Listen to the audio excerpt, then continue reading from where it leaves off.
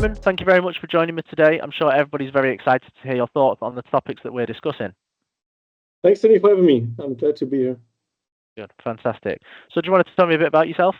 Nice to meet you all digitally. I'm Simon, German, working in the green energy sector. Just to give a brief introduction about myself, I'm a chemist by training, so did my bachelor's and master's in chemistry, but then got very, very curious about process development. So for my PhD, I moved into systems engineering, did my PhD on a new process for producing chlorine in a more sustainable way. And then afterwards, felt like I needed a bit more of a challenge in a different field. So I started in consulting, went for 2 years into management consulting at McKinsey, focusing again a lot on green chemicals, green energy, hydrogen, those kind of sectors and decarbonization. And then in the last 2 years of my current career, I moved to TESS as Vice President for Technology, where we are focusing on what we call ENG, which is essentially a renewable natural gas, so synthetic natural gas, which is going to help us in Europe, but also in the whole world to decarbonize. Nice to meet you. Yeah, brilliant. Well, thank you very much. And I speak on behalf of everyone, I'm sure, to say it's very nice to meet you. So the first question I've got for you today, Simon, is how important is the skill of being able to translate technical details to non-technical stakeholders, and how can engineers develop this skill themselves? Yes, I would say that's very important. I would say even it's one of the core determinants of how your development the first couple of years in the company is going to look like. And the simple reason is because your technical work in the end of the day needs to translate into a feasible business case for the company, right? So it's critical that we as an engineer understand what the economic impact of whatever analysis or product development we do is for the company, and that we're also to translate and communicate that. And at least for me personally, when I started into, let's say, the business world coming from academia, it sounded a bit encouraging in comparison to what I was doing before in my PhD research, because there I was able to do research just for the sake of research, right? But actually, in the past couple of years, I realized that it can be a very refreshing and great thing, because it helps us to also really prioritize what brings value to people out there, the people that are going to use your product, going to use your analysis. So it helps you to really put focus on developing a great product. That can be a valuable thing. And I actually like that you used the word translate when you said translate technical skills in your question, because in my opinion, it doesn't only start once you actually communicate verbally, but it even starts a step before, when you do your analysis or your product development. Because we as engineers and scientists, and I had the same issue when I started out, was we have this natural curiosity, right? So we try to understand the problem holistically and fully and into the greatest details, but that doesn't necessarily translate into a real business case in most of the time, right? So we run the danger to focus the analysis or the development of a product that we do on things that don't really matter for the business problem we're trying to solve.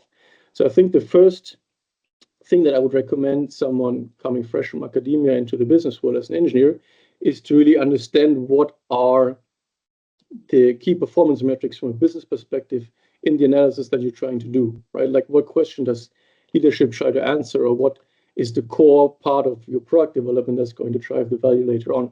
And then already before you start the analysis, really focus whatever you do on exactly that, and leave out things that maybe are driven by your natural curiosity, but don't really bring added value.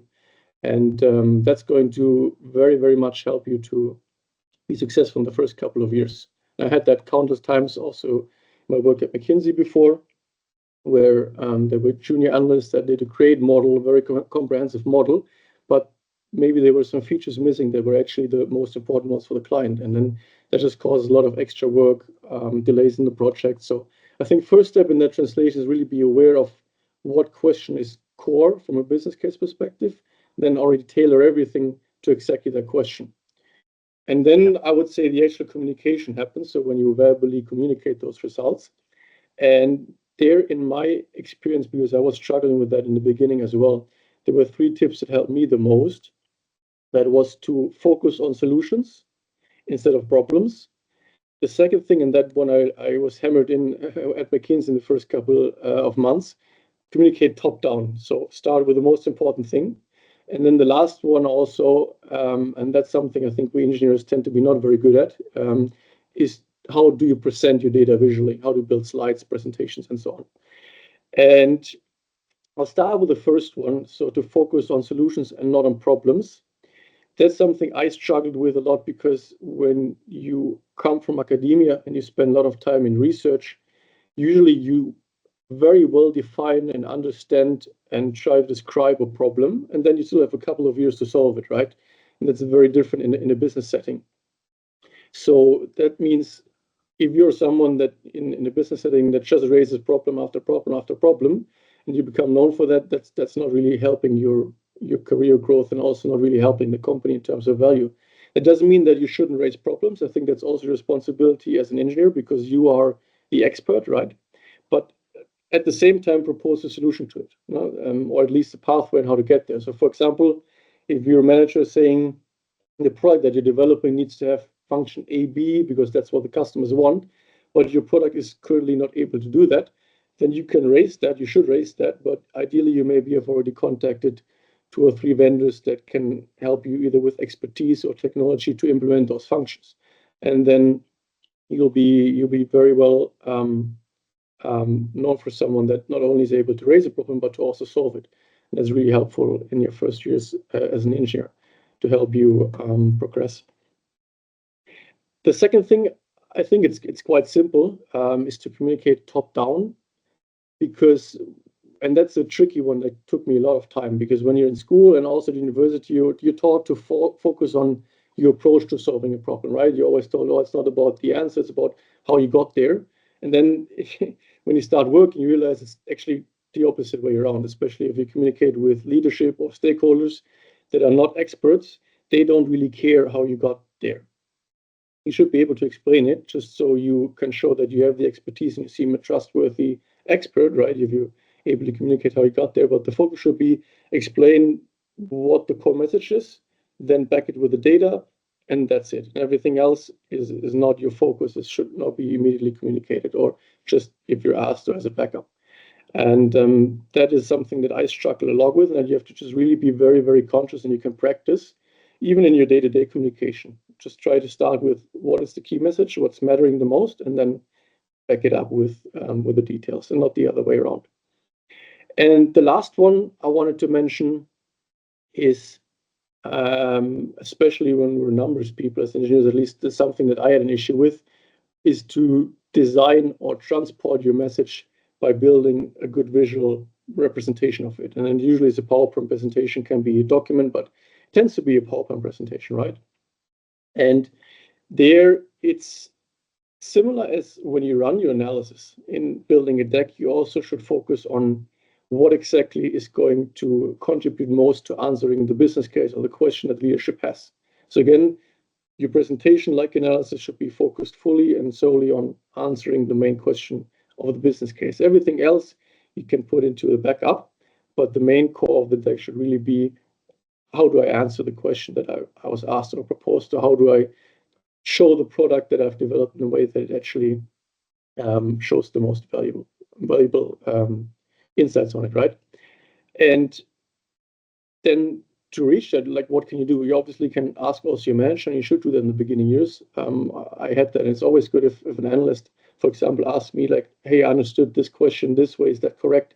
Before they start making the work, because then I can give feedback and say, yes, but maybe tweak it a bit this way, tweak it a bit this way. So don't be afraid to get feedback beforehand, and just to understand that what is really driving that presentation, that business case, so you can tailor it.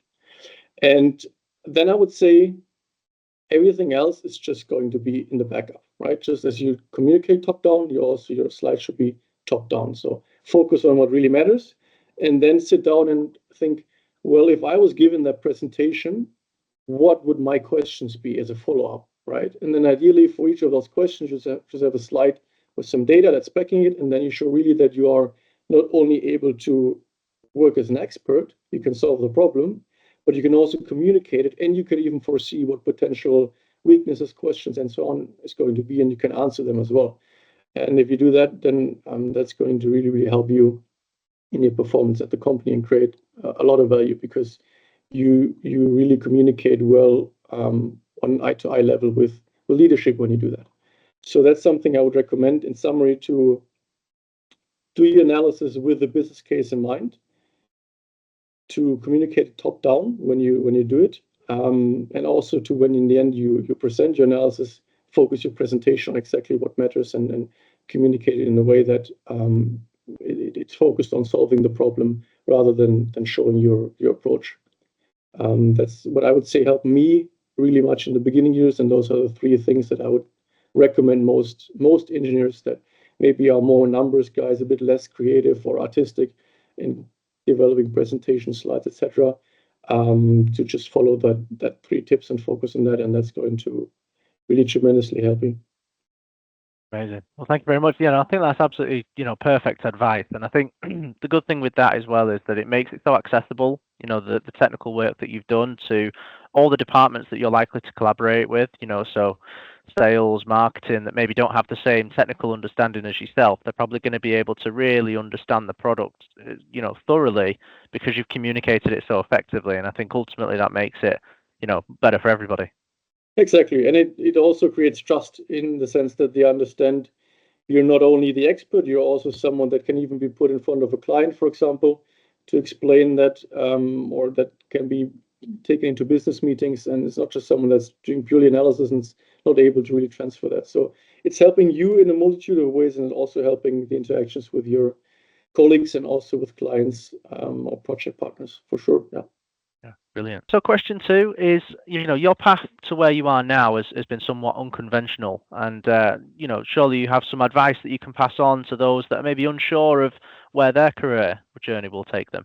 I would encourage everyone to really sit down and choose a career path that, one, challenges you, but also where you feel like you can have a positive impact on this world, because there are not really many things that help you build your character in a way and also grow as a person in a way than if you have a job that is difficult but also meaningful to you personally. And there's going to be, I mean, that from your own personal experience, but also in mine, there's going to be times where you really don't feel very motivated, where there's going to be challenges and problems. And if you do something that you're passionate about, that really helps a lot in bridging that. So even if it seems a little bit challenging or difficult, or if you get offered an opportunity and not sure exactly how to do it, if it's something that you believe in, you can grow, and it's going to have a positive impact on you and the people around you, I would very much encourage you to do that.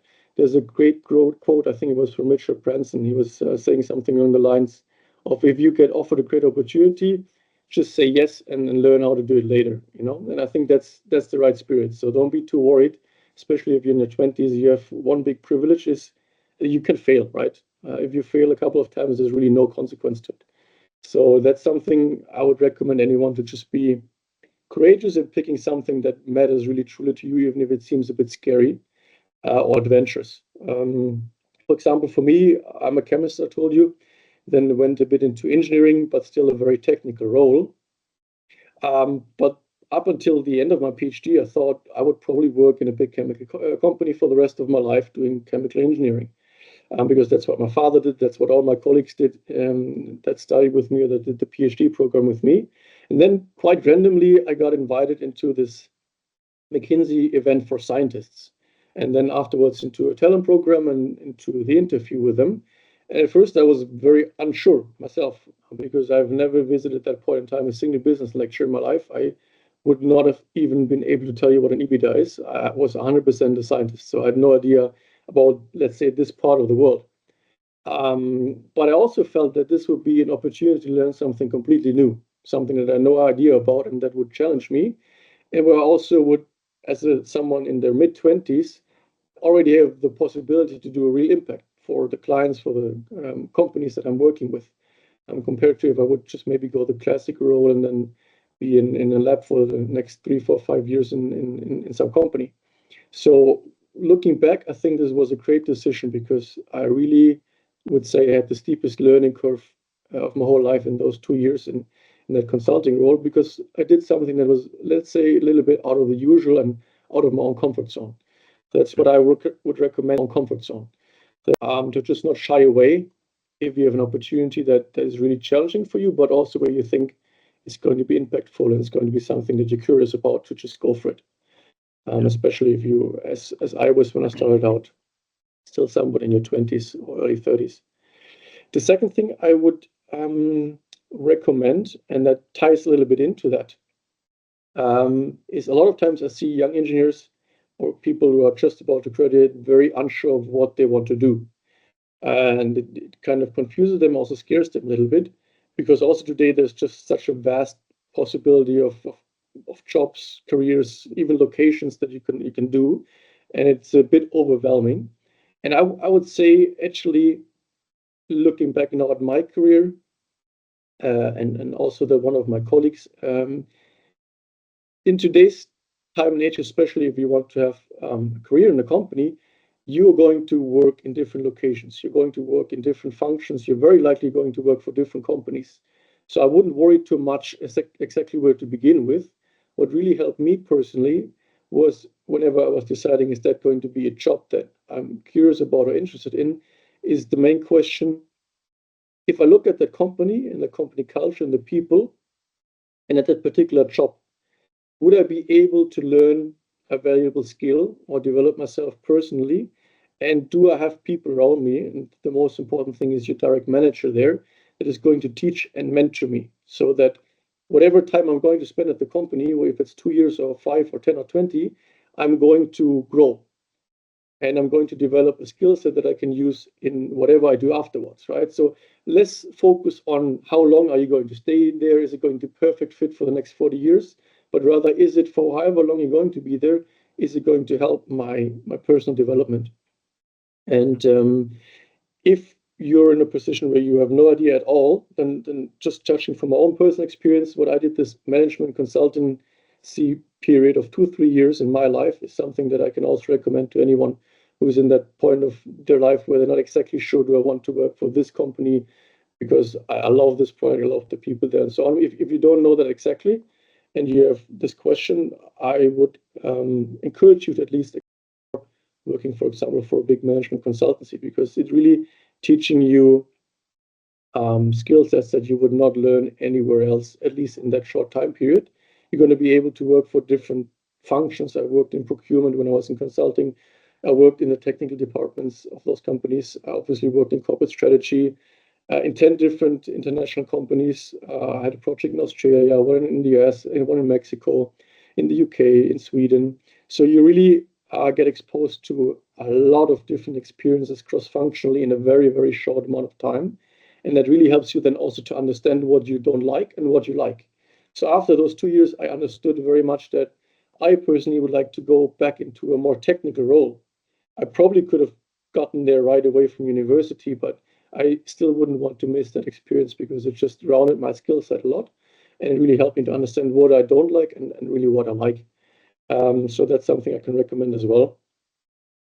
And then a third piece of advice that I would share is to network. And I think it's quite trivial in the sense that everyone knows that networking is important. But two things that I was, the one thing I was struggling with, and the second one that I've noticed that I want to share with you is when I was starting out and I didn't really have that much to offer to a potential networking partner because I just came from university, right? I was always a bit shy to think, oh, like maybe I'm just going to bother those people if I'm trying to reach out to them or trying to get advice from them. And I understood very quickly that especially this engineering community that we're in is really so helpful and so open and willing to help you and mentor you that you don't really have to be afraid of that at all. So I just want to give that as a feedback because I had that same issue when I was younger. So just be open, go to those events, write people on LinkedIn, go to conferences and just ask people for advice and mentorship, and you'll be very surprised how open they actually are. The second piece of advice I want to give about networking is, though, sit down before you do that and really focus for an hour on what you want to develop into professionally and also what you exactly want from that particular person you're networking with or that particular company. And also potentially what value you can offer. Maybe you have a certain skill that this company needs, right? Because let's imagine someone's coming up and tries to network with you and they haven't even thought about what they really want. They don't know what to ask you. They just they're trying to get something, but they also don't know what they can really offer in return. And compare that with someone coming up to you and he's really clearly thought about where he is, what he wants. He's understood what you do in your business, what your company is doing, and maybe he has even a skill set that he can contribute to. Obviously, you're just going to prefer networking with that second person. It's just going to be a much more fruitful interaction. So I would say be very open and be very proactive in networking, but also spend some time to really sit down and understand where you are, what you want to do, where you want to be, and how this particular person can help you and how you can help each other. You'll be a lot more professional. It's going to be a lot more fruitful in all your interactions if you just take that 1 hour of time to sit down and think about that before. That's something that I recognized a lot when a lot of, let's say, junior engineers were trying to reach out to me in my time at McKinsey or also now at TESS. That's an advice I would recommend everyone to focus on. Yeah. I would say, and that's the last piece of advice, but that's something that really struck me personally in the sense that I understood it only later on. But looking back, it was actually a very important thing. And I want to start it with a quote. I believe it was from Bill Gates. I'm going to rephrase because I don't know exactly how it went, but essentially it's about that most people drastically overestimate what they can do in 1 year, but they underestimate what they can do in 10 years. So especially if you're in the beginning of your careers, let's say in the beginning of your 20s, and it just takes some time every day to dedicate into learning something new, to either progress in your discipline or learn a new skill set, you will be amazed how good you will be at those things and also how broad your skill set is going to be in the beginning of your 30s. And I think that's really underestimated. And it's the main differentiator in telling you how successful someone is going to be. If they, on the one side, just do what is needed right now in their current position, or if they really dedicate their time regularly to understand where they can improve on a daily basis. And I luckily had this curiosity always inside of me to learn something new. So that's why I said I retrospectively discovered that I didn't really do it on purpose, but I was always very curious in learning a new thing, a new skill, or trying to improve myself even outside of my work in a certain environment. And looking back, it really helped me develop a skill set that is broader than if I would have just stayed in my lane and just focused on my day-to-day work.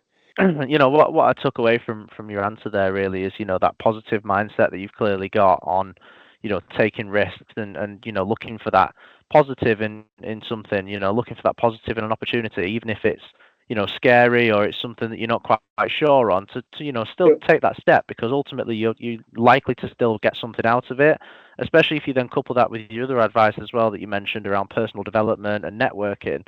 No move could be a bad move, because ultimately you're going to look for at least one positive to take away from it and build on that then, and use Yes. that to fuel your next decision. And you never know which kind of skills you'll need in the future. You'll be very surprised on what things you maybe learned 10 years ago that suddenly come in handy. So it's always good. Yeah. Yeah, definitely. Finally, then, the last question is, what makes the sustainability industry such a great one to work in?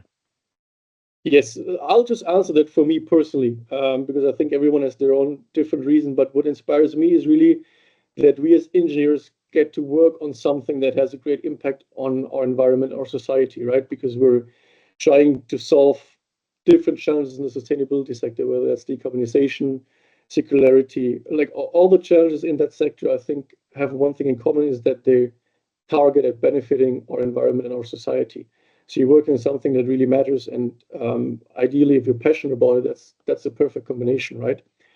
Um, and also, you're working on a sector that's still very developing. So you're on the cutting edge on developing technologies, and there's so many new startups evolving that you can get involved with either through partnerships or working in them directly.